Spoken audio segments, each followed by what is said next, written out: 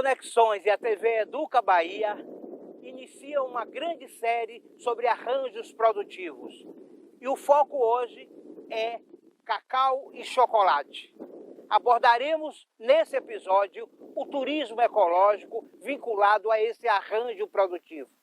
Entrevistaremos pessoas, falaremos sobre a proposta desta fazenda, a Fazenda Irerê, para a promoção de um turismo ecológico vinculado a este arranjo produtivo. Então vem com a gente neste programa e nessa série.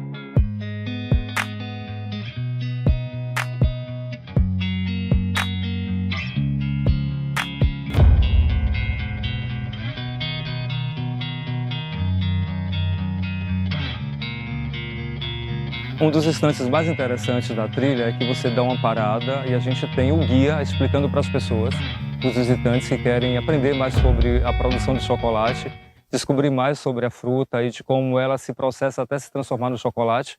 É um desses aqui. Vocês podem ver que as pessoas estão sentadas ouvindo o guia falar sobre o processo de a lavoura cacaueira ser plantada dentro de um espaço que é chamado de cabruca, a floresta de cabruca.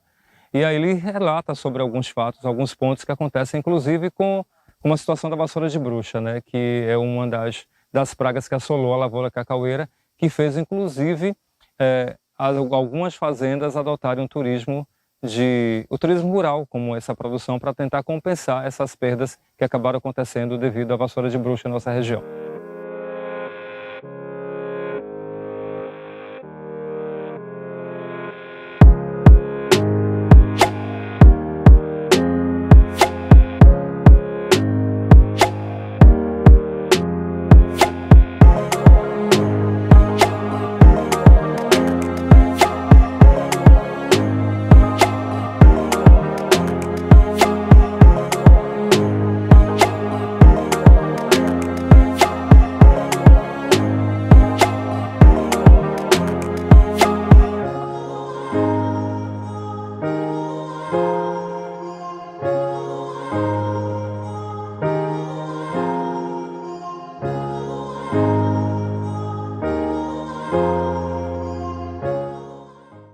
Além do turismo rural, a Fazenda Irerê também se presta a fazer um turismo de experiência sensorial.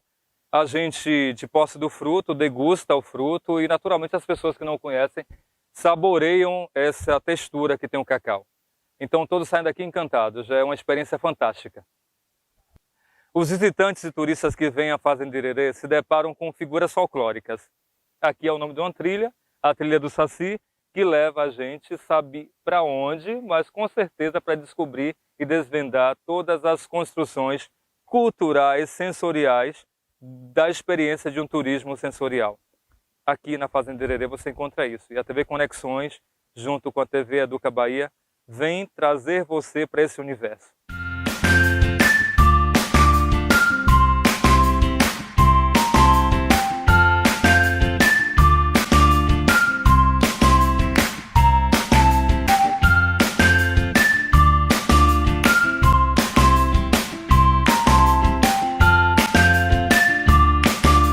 Quando o cacau entra na fábrica deles, a primeira preocupação é torrar. Isso aqui vai direto para o forno, vai torrar, isso vai higienizar o cacau e vai também eliminar a água, porque aqui dentro está escondido 8% de umidade. O cacau esconde aqui nesse momento água. E a água é inimiga do chocolate. Não pode ter água de jeito nenhum no chocolate, então a primeira preocupação é eliminar a água.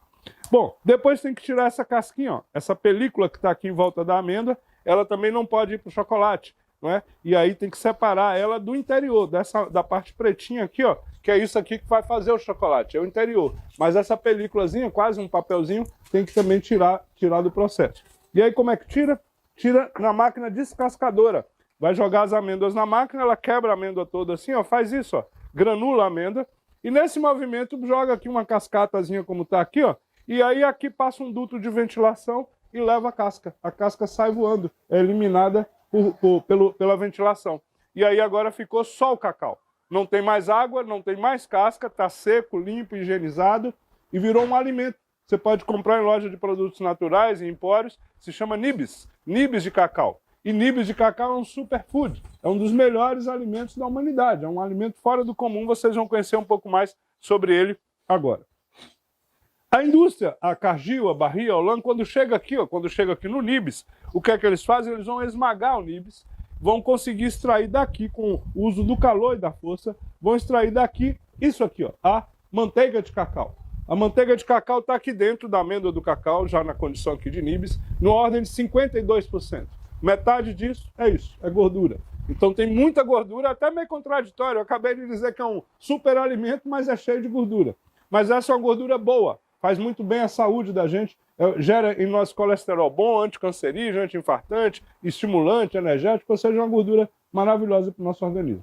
Extraído a manteiga de cacau, vai sobrar aqui a fibra, né? E o que é que faz com a fibra? A fibra vai fazer isso aqui, ó, o pó de cacau. O pó de cacau é a outra parte, 52% é gordura, 48% fibra. E a fibra moída vira o pó de cacau, não é que a gente conhece. Às vezes a gente conhece como cacau do padre, ou todinho. Bom, aí não é. O pó de cacau é o cacau puro. Para ser todinho tem que botar um bocado de coisa ruim aqui dentro, aí vira todinho. Mas por enquanto tá purinho assim, é o pó do cacau. Então o pó do cacau e a manteiga, esse é o resultado final. É isso que vai ser vendido para agora o segundo segmento industrial. Agora é que vai virar chocolate. Então a Cargill, a Barry, a Olam, elas extraem a matéria-prima e preparam para vender para as indústrias, indústria de cosmético, indústria química, indústria farmacêutica, indústria de alimentos e indústria de chocolate. A indústria de chocolate compra, ó, essas duas partes, a manteiga e o pó, reagrupado. De novo, vão ficar juntos em um produto que chama massa de cacau, só que em teores diferentes de gordura. Então você vai ter massas de cacau pobre em gordura, média, rica, com muita gordura. Então aquela, por exemplo, uma massa de cacau com muita gordura, rica em manteiga de cacau, vai virar um chocolate mais caro, aquele chocolate de linhas mais sofisticadas, um Lindt, um Copenhague, vai ter loja própria, nem fica no supermercado, né? Vai para o shopping center, já tem outra, é um chocolate mais caro, mais sofisticado. Muita manteiga de cacau, não é um chocolate mais rico em manteiga. Você tem as faixas intermediárias, né? Tem um Cacau Brasil, tem alguns bons chocolates, mas vai ser um pouco, digamos, mais empobrecido na manteiga. Mas você tem aquelas linhas comerciais lá do supermercado. Nestlé, Láctea, Có, Garoto, toda aquela linha lá do supermercado. Aí como é que é o teor de manteiga aqui? Aí é assim, ó. Vai caindo, vai caindo, vai caindo, vai caindo, vai caindo, vai caindo. Na verdade, nem usam mais essa manteiga. O que entra muito lá são gorduras hidrogenadas. E aí vai compor essa massa com gorduras hidrogenadas e, obviamente, vai empobrecer muito o chocolate.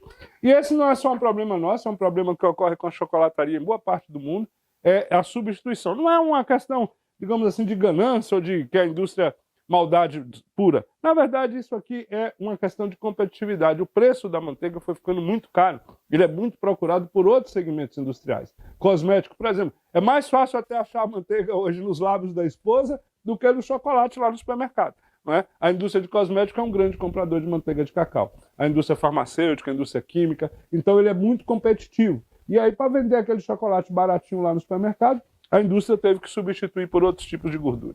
E aí vai empobrecendo. Bom, o resto dessa história vocês conhecem. O chocolate virou aquele negócio lá na prateleira do supermercado que a gente não sabe exatamente o que tem lá dentro. É um negócio meio complicado e se acusa até muitos problemas de saúde com aquilo.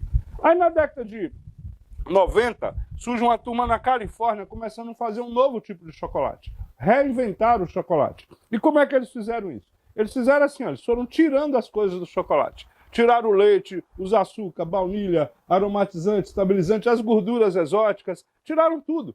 Ao final chegou uma hora que só restava o cacau, botaram o cacau na máquina e mesmo assim saiu do lado de lá da máquina as barrinhas de chocolate 100% cacau. Ou seja, tudo que um chocolate precisa para existir, o cacau dá. Ao ponto de você fazer um chocolate somente com cacau. E vai fazer as barras 100% cacau. Olha que incrível. A gordura já está aqui dentro. Ó. Você não precisa colocar gordura, não precisa colocar leite, não precisa colocar baunilha, nada. Você faz chocolate só com cacau. Claro que nesse caso, um 100% é sempre um chocolate muito intenso, forte. Não é nem sempre você vai sair por aí vendendo. Eu até brinco com a turma aqui, não é o melhor chocolate para começar um namoro, por exemplo, né? O rapaz convida uma moça para o cinema e leva uma barra 100%. Aí, então, a gente faz os 70, ou 80, ou 60, fracionou, né? Para facilitar o amor. Como é que a gente vai então fracionar? Entra mais alguma coisa além do cacau. Aí, nesse caso, entra o açúcar. E aí começaram lá na Califórnia, nos anos 90, a fazer chocolate com 2 produtos só. O cacau e o açúcar. Mais nada. Aí você me pergunta, como nada? E a gordura? Faz chocolate sem gordura? Faz, ó. A gordura está aqui dentro. Você não precisa acrescentar nenhum outro tipo de gordura. Baunilha não precisa, nada disso precisa. E aí você vai fazer chocolate somente com cacau e açúcar. Isso influenciou o mundo do chocolate. E hoje nós conhecemos, a gente compra inclusive, são os amargos e meio amargos.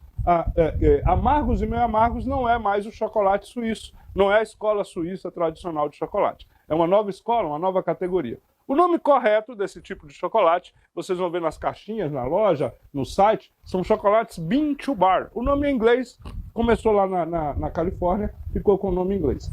Bean to Bar em inglês, bean, feijão, grão, amêndoa. Da amêndoa, a barra. Bean to Bar eu pego o cacau e faço a barra de chocolate. Isso que o nome quer dizer. E essa é uma escola de chocolate que nós seguimos, nós fazemos chocolates Bean to Bar dentro da fazenda. Como é que se faz? Bom, não podia ser diferente, tem que começar tudo, começa aqui. Só que nós fazemos uma técnica que chama fermentação anaeróbica. E nós vamos melhorar muito o cacau, ele tem que sair da fazenda já quase de chocolate. Olha só, mudou a responsabilidade, não é mais a fábrica. A fábrica só tem uma máquina, é a que junta o cacau e o açúcar, mais nada. Ou seja, não tem milagre a ser feito na fábrica. O cacau tem que sair da fazenda já quase de chocolate. E aí esse processo anaeróbico, ele funciona assim, olha. Bom, estamos vendo um fruto, obviamente, um fruto de cacau, mas para a gente entender o que eu vou explicar a vocês, isso aqui se trata de uma gestação, uma gravidez, uma barriga, né, uma prenhez. Quem está aqui dentro? Óvulos fecundados, futuros pés de cacau. Como em qualquer gravidez, olha quem está aqui, ó, um cordão umbilical. Esse talo, ele transfere alimentos da mamãe, que é a árvore, para seus filhotinhos que estão aqui dentro da barriga. Se a gente olhar aqui, vai achar até o umbigozinho, que é um pontozinho aqui de ligação nesse sistema umbilical que está aqui dentro. Então a gente conhece bem isso, não é? É da nossa própria biologia esse sistema também, assim como ocorre com a vegetação. Bom, chegou o dia da turma colher o cacau, nossa equipe vai para campo, vai colher o cacau, e está lá, derrubou diversos frutos que estavam lá, e vocês estão vendo aqui 2 frutos. Esses dois são todos dois, obviamente, cacau, mas aqui esse se chama parazinho e esse se chama CCN 51. Nessa hora que o cacau está todo lá no chão, nós vamos fazer um processo que aí já diferencia das outras fazendas. Nós vamos agora começar a fazer o cacau fino, de alta qualidade, para poder chegar nesses chocolates que vocês vão degustar. E aí como é que nós fazemos? Depois que derrubou todo o cacau lá no chão, nós vamos fazer o blender, ou selecionar o que nós queremos ficar no chocolate, do que não vai entrar no chocolate da gente. E aí o critério que nós usamos é esse, ó. Esse cacau aqui, ele é um híbrido, é um clone, é um cacau feito por engenharia genética, feito em laboratório, a partir de cruzamentos. Ele é um ótimo cacau com produtividade, mas ele tem muita acidez. Ele, para o nosso chocolate, ele vai afetar a qualidade do chocolate. Então eu tenho que tirar ele do processo. E aí como é que faz? A gente quebra ele no mesmo dia, pega o cacau que está aqui dentro, traz para fermentar ali nos coxos que vocês viram, fermenta por 4 dias, seca por mais 4, 8 dias depois nós vendemos ele. Vendemos como um commodities, vai vender para as fábricas, vai sair daqui da fazenda. Esse cacau sai do processo, não serve para o nosso chocolate. É o híbrido. Agora, e esse? Por que ele vai ficar? Porque esses são os varietais. Esse chama Pará, tem o Parazinho, o Maranhão e o Catongo. São 4 variedades de cacau nativo, mas não é nativo daqui, é nativo da Amazônia. É o que veio para cá há 300 anos, trazido por padres jesuítas, é o que começou a genética da cacauicultura do sul da Bahia. Então a gente vai usar esses, que são chamados varietais, as variedades naturais. Ele é que vai entrar no nosso... E aí o que é que ocorre com ele? Fica abandonado. Fica lá no mato, onde caiu. Vamos cuidar do que a gente não quer. E deixa esse lá abandonado. Vai fazer lá a fermentação anaeróbica quietinho lá no cantinho onde ele caiu no mato. E esse aqui a gente vai então fermentar para vender. 4 dias depois nós voltamos lá para pegar esse. Mas o que é que aconteceu então? 4 dias e 4 noites ele abandonado lá. Por que fica lá assim? Olha, como eu disse a vocês, está maduro, cortamos o cordão umbilical, está ali no chão passando fome, está tendo fome aqui dentro. Já que tem fome aqui dentro, a natureza vai entender isso, o relógio biológico natural, que chegou, foi a hora de nascer, de parir, é assim que funciona. Os frutos ficam maduros, cai do chão, fica por ali, um bicho pesa aqui, pisa, vai quebrar, comer os frutos, jogar por lá, é assim que nasce, chegou a hora de nascer. Então, vai ocorrer o quê? Ele precisa ganhar uma placenta, um colosso, uma bolsa de nutrientes para dar os primeiros passos, nascer vigoroso, bonito. Igual o mundo animal é o mundo vegetal. A engenharia é incrível da vida. E cadê a bolsa de nutrientes dele? A polpa, o suco que nós estamos bebendo. Essa polpa, eu sinto dizer a vocês que Deus, quando botou ela aí, não pretendia fazer suco de cacau para a gente. a função dela é alimentar esse serzinho nessa hora, nesse processo que eu estou explicando a vocês. Bom, a conversa tá boa, né, tio? Mas chocolate que é bom até agora? Nada, né? Muita conversa e pouco chocolate. Mas olha, é que eu já estou fabricando chocolate. Nós estamos há 4 dias fabricando chocolate aqui dentro. Sabe o que é que eu estou fazendo? Eu estou transferindo aqui para dentro da amêndoa açúcar, vitamina e proteína. Ele está chupando isso da polpa, ele está sugando a polpa e se enchendo de açúcar, vitamina e proteína. Com isso eu estou diminuindo o amargor, a acidez e a astringência do cacau. Ou seja, eu estou fazendo por um mecanismo da natureza o que seria na fábrica feito por um procedimento químico e artificial. E a gente está usando aqui a própria natureza para já ir fazendo o chocolate. 4 dias depois quebra. Pega esse cacau que está aqui, leva para os coxos lá de madeira de fermentação que vocês viram e fica mais 4. Então ele fica 4 dias anaeróbico e 4 dias aeróbico. 8 dias é a fermentação dele. Concluiu 8 dias de fermentação, sol. E aí vai ficar mais 4, 5 até 6 dias ao sol. E por que o sol de tantos dias? Porque ele só pega sol de 6 da manhã às 11. Às 11 a gente fecha o telhado, ele não pega o sol da tarde. Para não esturricar. A ideia aqui é assim, olha. Ele tem 4 a 5 dias, 6 até para perder água. Não é para perder em um dia. É para perder ao longo desses dias. Porque é a hora que forma o sabor. Chama cristalização do sabor. Na medida que a água vai saindo, o sabor vai se cristalizando aqui. Então é um momento delicado, com cuidado. A gente até está estudando ali, botar umas caixinhas de som, começar a tocar um Beethoven, um Tchaikovsky, né? Deixar o cacau ainda mais tranquilo. Vai chegar a hora. E aí concluímos então com 12 dias de trabalho, podendo chegar até mais um pouquinho, o cacau está pronto para poder fazer o chocolate. Nesse caso agora, eu preciso saber se eu acertei, se esse cacau está no padrão chamado cacau fino, se ele vai servir realmente para o chocolate. Então eu preciso agora fazer um teste de qualidade. E aí eu uso aqui, ó, isso aqui é um teste de corte, a gente usa uma tabinha com 100 covinhas, né? Parece um iPod, mas não é, podem ficar tranquilos, é só uma tabinha com 100 covinhas, com 100 buraquinhos, né? E como é que ela funciona? Funciona assim, a gente põe na mesa um lado alto e um lado baixo, e eu vou lá no lote que eu estou preparando e vou recolher 100 amêndoas lá nesse lote. Só que eu não posso escolher, eu tenho que pegá-las de forma aleatória, não é porque eu tenho que fazer um teste. Então eu pego assim, ó, são 100 amêndoas, está aqui o lote, lá na barcaça, como vocês viram, eu agacho de costa, pego 5, coloco aqui e vou dando passos de lado de 5 em 5 e vou colocando. Ao final, com 20 agachadinhas, eu já estou com as 20 amêndoas que eu preciso aqui. Subo aqui, ó, sento nessa mesa, pego uma por uma delas e tenho que cortá-las ao meio.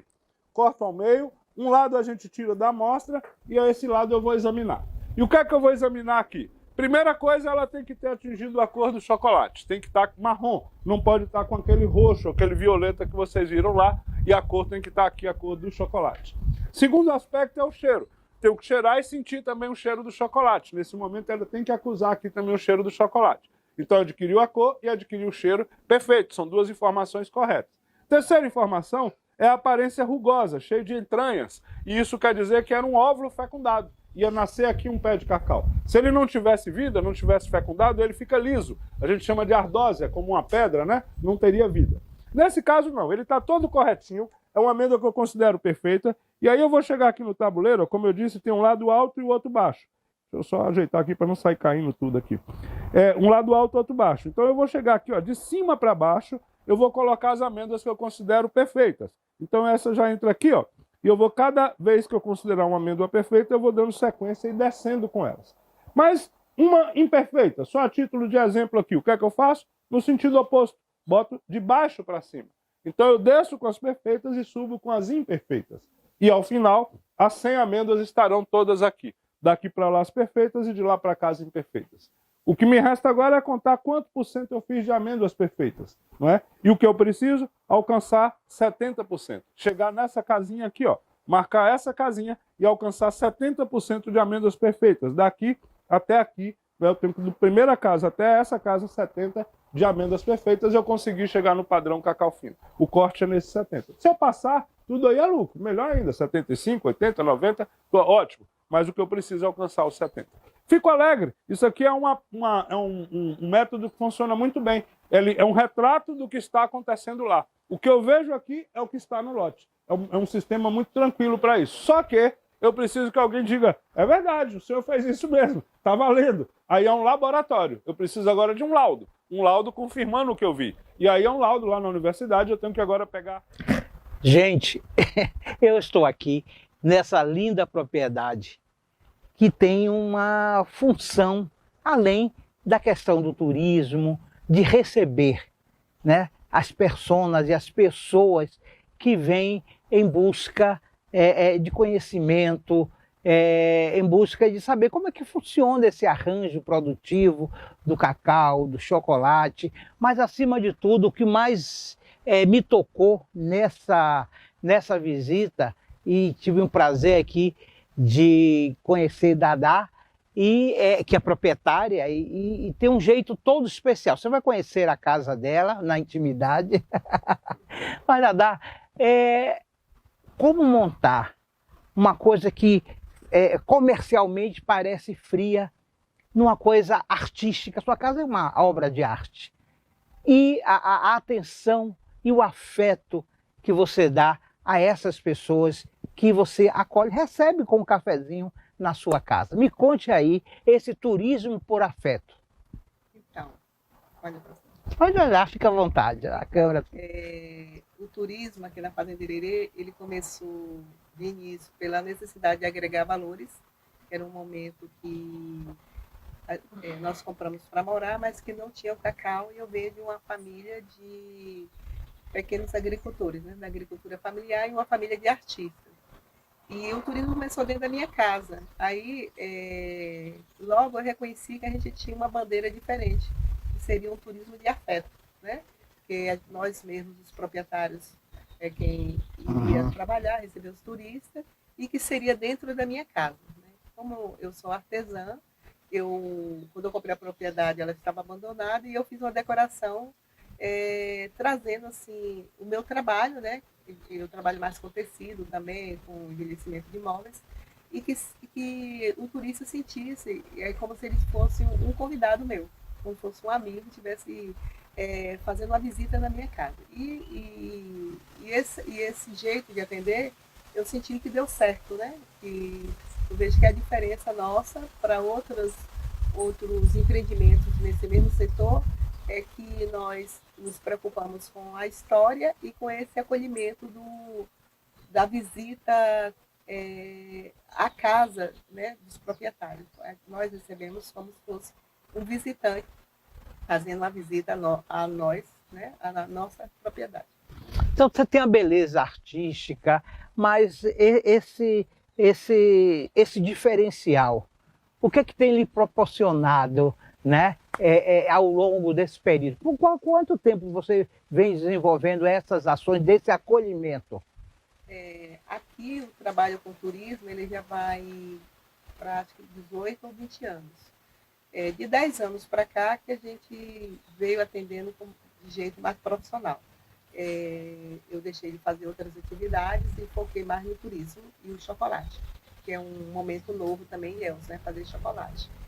E eu vejo que esse jeito nosso de usar a casa para trabalhar, né, que é o que a gente faz, é uma empresa familiar, faz a diferença dentro de outros turismos que eu vejo dentro da cidade, né? Que as pessoas se sentem mais acolhidas, o turista se sente acolhido e se sente como se estivesse na casa deles também. E para você é gratificante, porque o grupo de turista foi embora, ele fez, opa, é uma troca. É isso que eu quero lhe perguntar, como é essa troca? Você se doa com arte, se doa com essa excelente receptividade, e essa troca? Você falou de um ponto que eu sinto isso.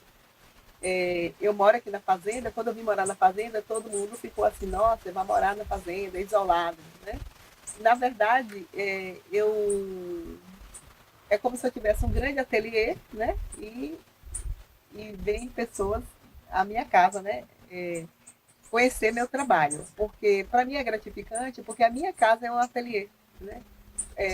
Tudo que tem aqui na fazenda tem as minhas mãos e, na verdade, também eu me sinto como se eu estivesse recebendo visita de amigos, né? Isso também gratifica da maneira de que eu não estou só na fazenda, né? Eu tenho todos os dias um movimento de pessoas que passam, conversam, tomam café, aprende um pouco sobre a história de Ilhéus do cacau e, ao mesmo tempo, deixa o seu afeto também.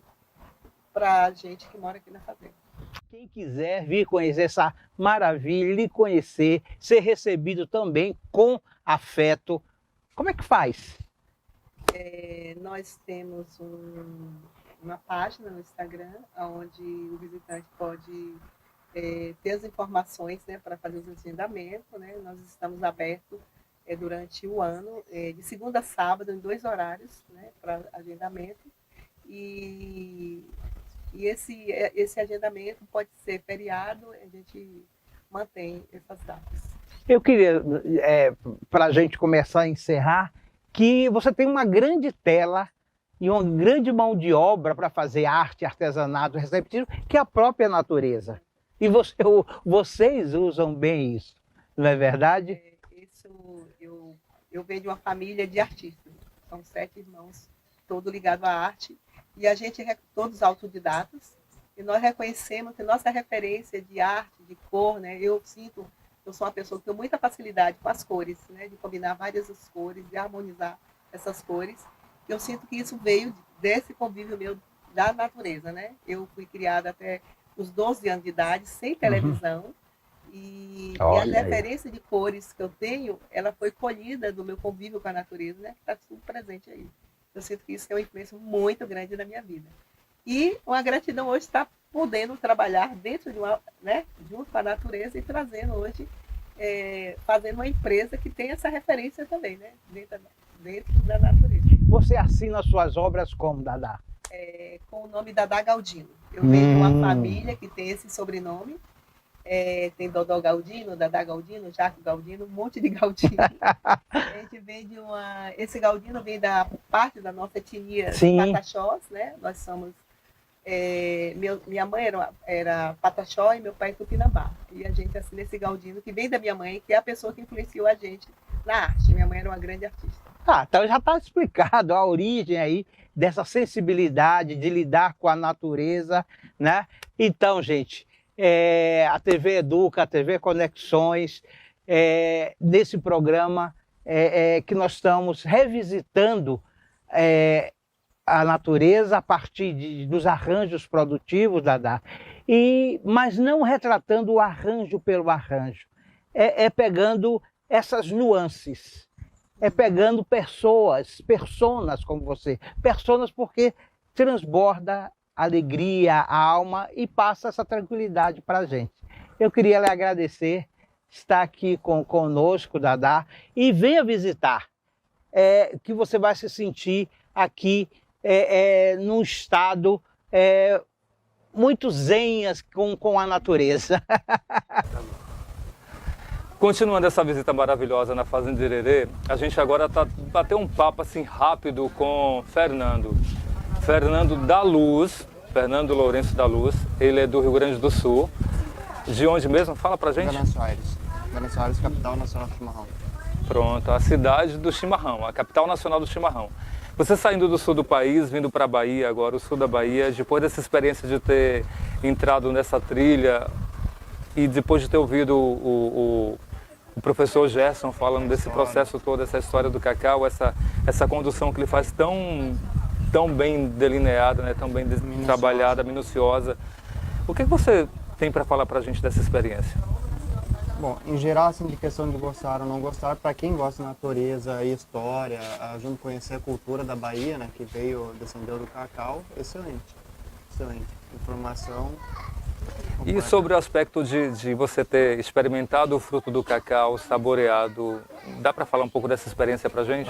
Muito discrepante do chocolate que a gente encontra no supermercado, né, que a gente geralmente come no Kit Kat, essas marcas, é completamente diferente, não dá nem para comparar. Você voltaria à Bahia para fazer esse experimento novamente? Com certeza. Se tiver para comprar pela internet é melhor, né, que sai mais em conta, né? Mas com certeza. Mas assim, existe um espaço que é acolhedor aqui dentro dessa fazenda, né? A gente percebe quando a gente chega, as pessoas tratam a gente bem, as pessoas falam um pouco dessa cultura, quer dizer, da cacauicultura, mas você se sente acolhido nesse espaço? Com certeza.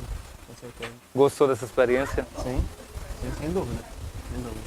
Até, principalmente pela história, por causa da minha família, que são professores de história, né, de geografia, mas na natureza também, ao caminhar, conhecer plantas que lá no sul a gente nunca ouviu nem falar, né?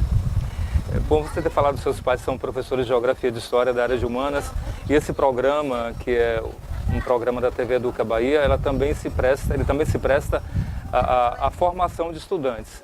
Eu imagino que você, sendo educado no espaço de professores, também tenha um pouco para contribuir para a gente com essa fala. Que conselho você dá para um estudante que está vendo esse programa, para poder, no sentido de valorização mesmo do espaço em que ele está? Bom, por exemplo, o pessoal vem aqui para Bahia e sempre prefere ir diretamente, principalmente para as praias, ou ficar no resort, algo assim. Tendo a influência de uma professora de Ciências Sociais, História, Geografia, ela também o incentiva mais a procurar, por exemplo, entrar em museus ou vir aqui na fazenda para conhecer a cultura, né? É isso que eu posso dizer, assim. Tem que ter a vontade de procurar, né? Por exemplo, pode pesquisar na internet a história sobre os lugares, mas ver pessoalmente, poder comparar ou até mesmo conhecer pessoas que vivem disso, como o dono da fazenda, os funcionários. Sentir, né? Acho que é esse experimento de sensações. Você provou o cacau, você tocou nas amêndoas, você experimentou o nibs e foi esse processo todo até chegar num cacau mais puro. Isso tudo é experiência, né? É turismo de experimento sensorial, é o que a Fazenda Irerê se presta, né? E a gente está agora dando a sequência a uma série de programas que vão acontecer falando dessa cadeia produtiva de vários produtos que são produzidos e comercializados no Brasil e no mundo. Por hoje a gente fica aqui e agradece a sua presença no programa, né? E grande abraço para a galera do Rio Grande do Sul. Cheers! Gente, neste bloco nós vamos conversar com Gerson Marques, historiador, filósofo, jornalista, né? Filósofo que está aqui nessa natureza, empreendedor, porque a proposta da Fazenda Irerê é um empreendedorismo de ecoturismo, de sustentabilidade, de boas práticas da articulação do arranjo produtivo com a natureza e o turismo mesmo de sustentabilidade. Conversamos com a Dadá, do turismo do afeto, né? E vamos falar um pouquinho sobre esse seu empreendimento e também um pouco sobre a Cabruca, né? E aí a gente vai explicar um pouquinho com você o que é esse sistema de produção cacaueira Cabruca. Isso. Então, seja bem-vindo ao Conexões, Estação do Saber, TV Educa, TV Conexões. Bom, é um prazer estar aqui, ainda mais falar de um tema tão bacana que é meio ambiente, cacau, ecologia, chocolate, o mundo da gente, o mundo daqui da Mata Atlântica, do sul da Bahia. Nós somos um povo da floresta e falar sobre a floresta, sobre o cacau é sempre um prazer muito grande. Ao desenvolver um projeto assim de turismo, tendo exatamente o cacau como o cenário, as fazendas de cacau como cenário, sendo a nossa aqui essa uma fazenda histórica também, nós entendemos que tínhamos que ter um apelo óbvio para poder apresentar ao turista, né? E logo também entendemos que esse apelo ele não passava exatamente por uma abordagem desse olhar do coronelismo. Nossa ideia é de que esse olhar do coronelismo ele não representava mais uma realidade, ele é um momento de um pedaço pequeno do momento da história de Ilhéus, não é tão significativo e não tão importante para ser, digamos assim, a inspiração ou a motivação. Tem aspectos que a gente entendeu que seriam mais interessantes. Um deles é exatamente a floresta, a Mata Atlântica, ou seja, fazer do produto, da experiência da visita na fazenda, também uma experiência de encantamento e de conhecimento sobre a floresta. A floresta que nós vivemos aqui, a Mata Atlântica, na nossa região, ela é uma das mais biodiversas do planeta. É aqui que está um dos 3 hotspots do planeta, ou seja, os pontos quentes identificados pelo Real Garden Botânico e pelo Jardim Botânico de Nova York na década de 80. Nós temos aqui na Serra do Conduru, aqui é muito próximo a Itacaré, uma área em que existe mais de 370 espécies vegetais em um só hectare, espécies diferentes, ou seja, é uma explosão de vida. Então, o nosso turismo não podia ser diferente, ele tinha que ser casado com esse ecossistema. Para completar, a própria atividade do cacau, ela é em si uma atividade sustentável, porque esse modelo que nós inventamos aqui há cerca de 300 anos, que é o cacau de Cabruca, e essa agricultura foi inventada aqui, é uma invenção daqui do sul da Bahia, é importante entender, quando o cacau chegou aqui, por volta de 1746, já se bebia chocolate na Europa. Os europeus já conheciam o chocolate. Mas era a partir do cacau do extrativismo, o cacau coletado na América Central, onde hoje é o México, Nicarágua, Salvador, ali nas ilhas do Caribe e também na Amazônia brasileira. Era daí que o cacau ia para a Europa, mas sempre coletado, extrativismo dentro da floresta. Estava ali no quintal deles, né? Quando veio para cá, surgiu um desafio. Como planta isso? Ninguém tinha precisado plantar. O mundo até então bebia o chocolate do cacau colhido, né? O cacau do extrativismo. Não tinha surgido ainda as fazendas de cacau. Esse desafio vai surgir aqui. E entre erros e acertos, como planta, como não planta, se chegou a esse método, que se chama cabruca. E a cabruca é a floresta cabrocada, é um verbo do português. Não é? Era, às vezes, uma determinação de trabalho. E é importante a gente entender, dentro do contexto histórico, nós somos historiadores, uma determinação de trabalho, infelizmente, em algum momento da nossa história, determinado a pessoas que estavam aqui na condição de seres humanos, que estavam aqui na condição de escravizados. Não é? Então, era determinado assim, vá lá naquela mata da beira do rio amanhã para você cabrocar aquela mata, né? E depois ir plantar o cacau naquela cabroca. E cabrocar é tirar as árvores baixas. É um verbo do português, penetrar, abrir, cabrocar, né? Furar. Então, furar a floresta, tirar as árvores baixas para depois colocar o cacau ali dentro. Olha, deu certo. É o que nós temos aí, maior produção de cacau do mundo, né, durante o século passado, e nos deixou essa beleza de paisagem, essa paisagem florestal. Às vezes, a gente vai na escola, a gente ouve o que é cabruca, até mesmo as pessoas dessa região. Então, vocês acabaram de ver um belo conceito aí, histórico, da cabruca. Um outro ponto que eu gostaria de frisar, e vamos abordar ainda algumas questões históricas, é que, apesar de hoje existir outro sistema a céu aberto de plantação do cacau, né, mas a cabruca é o sistema que mais dialoga com a sustentabilidade, o meio ambiente e a sua preservação. Perfeitamente. Nós temos, inclusive, isso no documento que é o documento conclusivo da ECO 92. Já em 1992, a cabruca já era apontado como um modelo de desenvolvimento sustentável. E depois, na Rio+20, que é a reafirmação da ECO 92, que vai ocorrer 20 anos depois, o documento final já trata a cabruca, inclusive, como o mais importante modelo de sustentabilidade, de atividade agrícola sustentável que existe no planeta.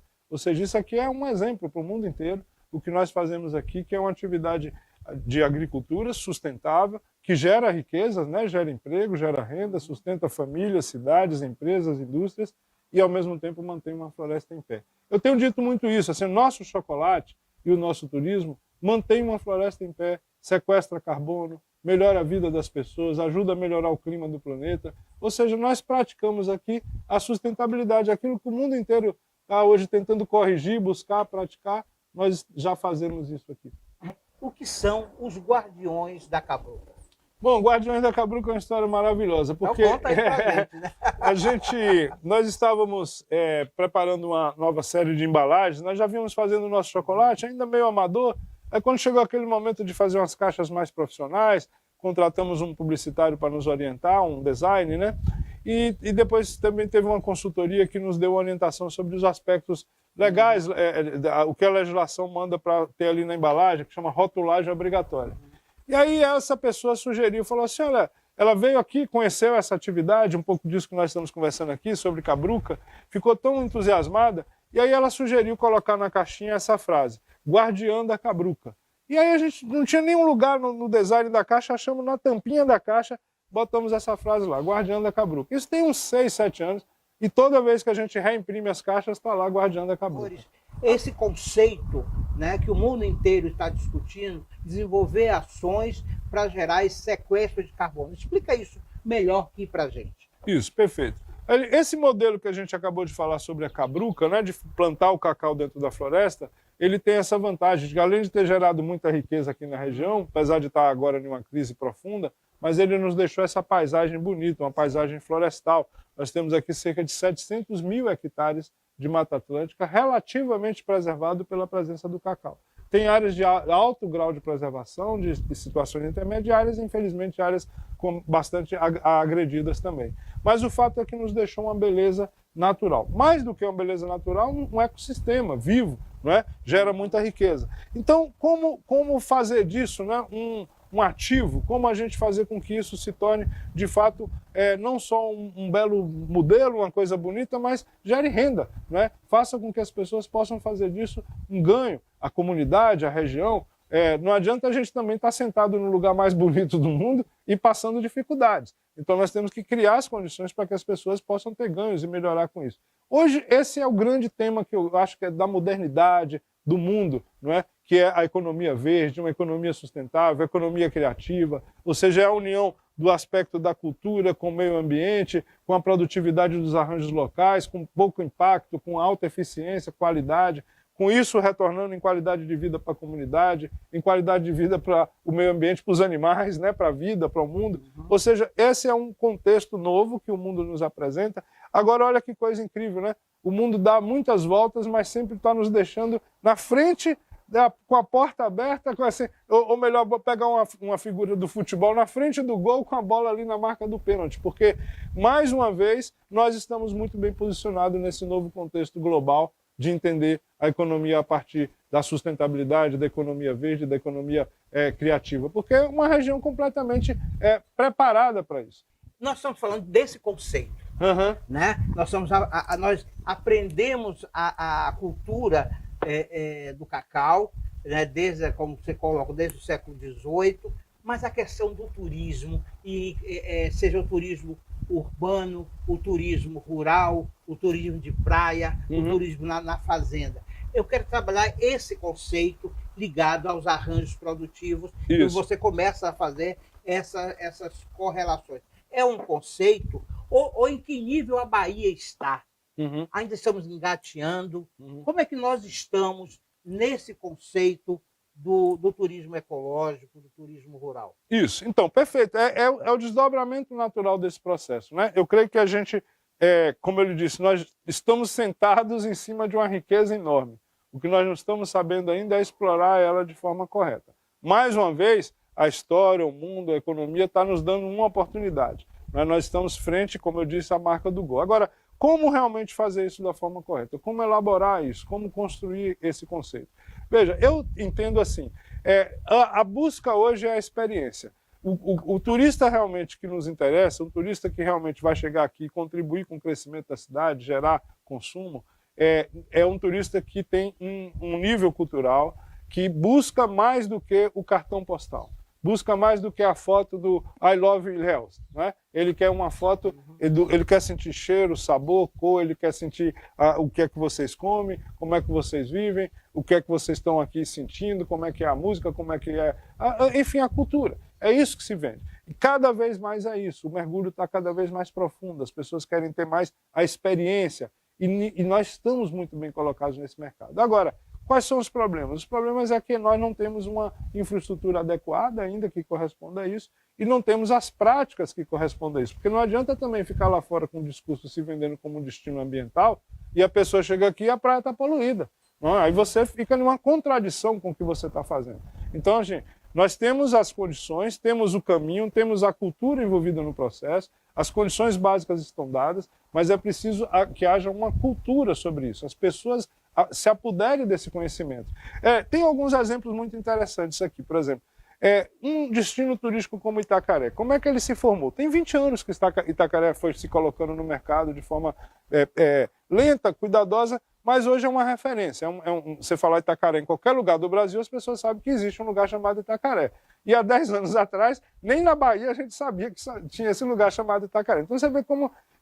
Mas o que é que ocorre ali? Ocorre que há uma entrega de um conjunto de fatores que se soma não só à questão cultural, mas ambiental. O ambiente em volta do lugar, ele tem uma riqueza tal que as pessoas se sentem ali muito bem, se sentem confortáveis com aquilo que está em volta. E aí você vai gerando um tipo de empresário preocupado com isso. Ele vai construir uma pousada, ele tem um cuidado a mais com a questão ambiental, aí tem um cuidado a mais com o detalhe, o charme da pousada dele vende aquele conceito, corresponde ao ambiente que está em volta, né? Então você começa a ter uma espécie de uma rede que vai se formando e as pessoas ao chegarem entendem o conceito e correspondem a esse conceito. Então ela mesma começa também a ter o mesmo comportamento. Ela não vai chegar e jogar o lixo na praia, porque ela está vendo que a praia está muito limpa, em um destino em que as pessoas trabalham o meio ambiente como parte do fator. Então tudo isso vai gerando não só um ganho social, econômico, como também vira educação ambiental, vira negócio, e a gente se posiciona muito bem no mundo.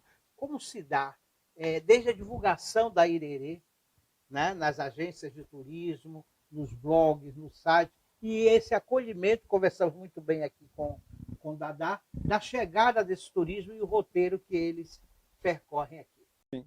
Quando a gente começou a fazer isso aqui, eu já trabalhava um pouco com turismo e já tinha um pouco de conhecimento. Mas, na verdade, a prática nos ensina. Sim. E essa, eu acho que é uma das coisas mais inteligentes que a gente pode ter na vida, é estar procurando aprender sempre, né? E aí a gente, quando vai se educando e aprende lá, desde o mestre Sócrates, né, que tudo que não sei é que nada sei, tudo que eu sei é que nada sei, né? Ou seja, a gente se propõe a estar sempre aprendendo, é a melhor coisa. E aí a gente foi aprender. E aprender, sabe, com quem? Com o próprio turista. Assim, qual era o feedback que ele nos dava? Como melhorar? Como fazer com que isso aqui, de fato, virasse uma coisa que desse um resultado de satisfação, de alegria, de prazer, né? E aí eu digo, como é que a coisa funciona? Na verdade, é assim, olha, o turista, quando ele se define por vir a um local, ele está tomando uma série de atitudes motivadas por um sonho. Porque, na verdade, assim, quando você, vou tirar férias semana que vem. Então, como é que você faz? Você vai preparar suas férias para uma viagem. Você vai escolher ali num catálogo de opções, não é? Quantos lugares tem, quantos destinos tem, se é praia, se é montanha, se é história, se é cultura, se é exterior, se é Brasil. Tem uma série de opções. Mas você tem um sonho. Então, aquele sonho, às vezes, deu certinho com aquele lugar, com aquela propaganda que estava ali, que se chama Ilhéus. Maravilha, então eu decidi ir para Ilhéus. E aí você decide botar também um dinheiro no bolso, lá no seu cartão, e fala, eu vou gastar esse dinheiro em Ilhéus. Olha, quando você toma essa decisão e fala assim, vou gastar, essa é uma decisão muito... você superou uma etapa. Você vai dizer, esse dinheiro está gasto. Você tirou das suas contas. Você está dizendo que 4 mil, 5 mil, 8 mil, sei lá quanto você pegou para gastar, esse dinheiro você não pretende voltar com ele para casa. Você irá gastar. Maravilha. Então você vai chegar aqui com dinheiro no bolso e vai distribuir esse dinheiro. Cabe a quem que está aqui, ao lhe receber, oferecer as condições para que você bote a mão no bolso, tire o seu dinheiro que você já se dispôs a gastar aqui e me entregue. Mas eu tenho que fazer isso com elegância, com qualidade, com charme, com beleza e que você tenha satisfação. Ao você me entregar o seu dinheiro, você ainda olhar para mim e falar assim, pô, mas é barato. Esse cara me entregou um negócio tão bom e eu estou pagando tão pouco, acho que eu quero até lhe dar mais, você merece mais. Ou seja, esse é o segredo. É você conseguir fazer com que o seu cliente se sinta de tal maneira atendido, que as coisas funcionem tão bem, que o sonho que ele se propôs seja realizado, e ele, surpreso, entenda que aquilo ainda está barato, porque para ele era uma coisa tão valorosa, e você entregou de uma forma tão simples, né, e cativou. Então, veja, isso é um resultado enorme. E foi isso que eu procurei sempre a gente ter aqui. Sabe como é que funciona? Funciona assim. Por exemplo, uma trilha. Você tem ali árvores, você tem plantinhas. Você conhece aquela plantinha que chama Maria Dorme-Dorme? Aquela que a gente toca e mexe? Rapaz, você não sabe o sucesso que isso faz, por exemplo, com um paulista, com um gaúcho ou com um estrangeiro.